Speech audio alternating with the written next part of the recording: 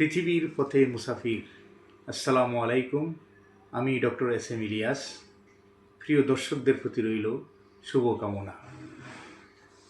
হৃদয় দিয়ে শোনার আহ্বান থাকলো। আশা করি মন গগনে সাড়া জাগবে। কিছু ভাবনায় আজকের আলোচনার বিষয় স্বার্থের ফাঁদ। এ দুনিয়ার সকল সৃষ্টি তথা মানুষ, পশু, পাখি, পানিতে বসবাসকারী প্রাণী সকলেই একটি ফাঁদের মধ্যে আটকে আছে। একবার ফাঁদে পরে আবার উদ্ধার হয়, আবার পরে আবার উদ্ধার হয়। এ ফাঁদের লুকোচুরির মধ্যেই জীবন অবসান ঘটে। উদাহরণস্বরূপ বলা যায়, বড়শি দিয়ে মাছ ধরা একটি আনন্দজনক নেশা। বড়শির কাঁটায় মাছের লোভনীয় খাবার আটকে যখন পানিতে ফেলা হয়, তখন মাছ খাদ্যের জন্য স্বাভাবিক নিয়মে তা মুখে নিয়ে নেয়। আর ডাঙ্গায় বসে বড়শির মালিক সাংকেতিক ইশারা পেয়ে বড়শির উপরের দিকে উঠায়। মাছের মুখে বড়শির কাঁটা আটকে মাছের জীবন অবসান ঘটে। এটা একটি ফাঁদের নমুনা। তেমনি মানুষ ধরার ফাঁদ রয়েছে। যেমন বর্তমানে আমাদের দেশে এ ফাঁদ শহর, নগর, গ্রামে পাতা রয়েছে।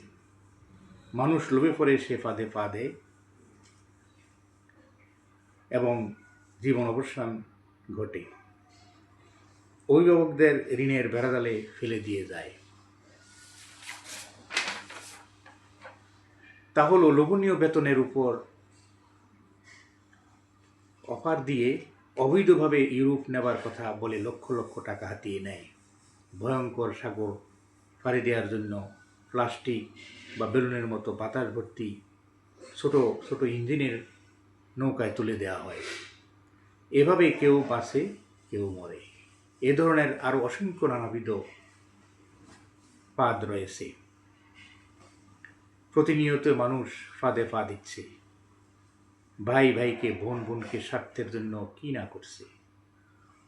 আমরা একটু খেয়াল করলে বুঝতে পারবো এবং দেখতে পারবো এই দুনিয়াটা স্বার্থের ফাঁদে আটকে আছে।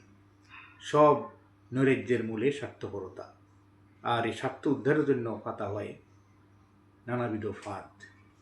এমন কোনো পরিবার নেই যে স্বার্থের জন্য কোনো ভয়াবহ ঘটনা ঘটেনি। ধন্যবাদ।